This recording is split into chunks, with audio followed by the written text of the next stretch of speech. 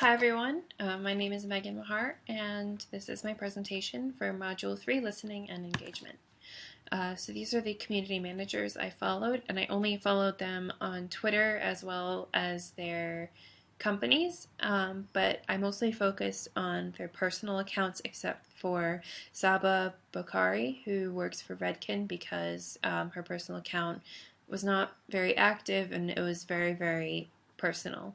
Um, Whereas compared to these other people, they basically all they tweet about is their job or their local area, basically keeping within their community. So the first community manager I chose was Lisa Colangelo.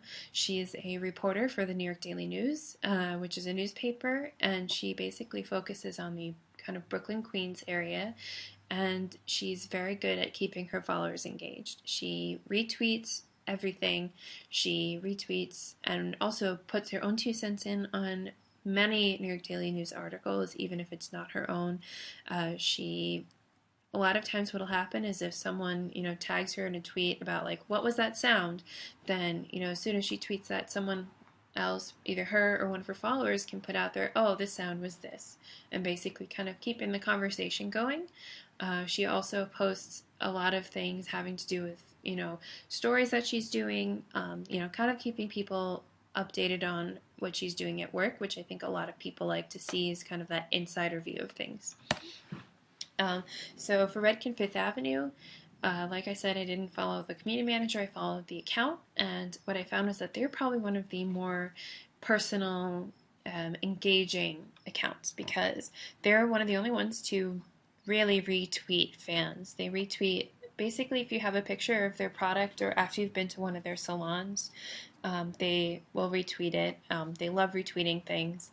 They also post almost everything with an emoji, a picture, or a little text box like this. They keep up with holidays and trends and things like that. So they're definitely listening into the general social media community. Then as far as the hair community goes, I like what they do when there's like they look out for the weather and they say, oh, you should use this product. And I think it makes people in the community feel like, oh, I don't have to kind of ask the question. I already know the answer because they already knew what we were thinking. So I think that's great that they do things like that.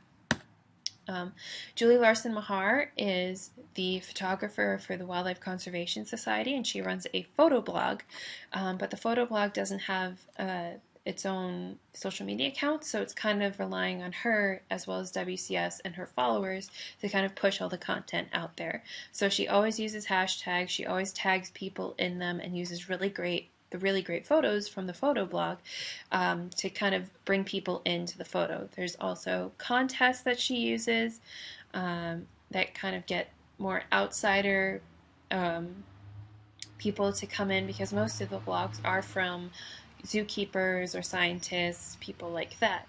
So the contests help get the community into the blog, which I think they love. Joe Catrino is he's kind of like a social media guru. He used to work for Quinnipiac, and he has a very big student following, so he always posts job openings, which students love.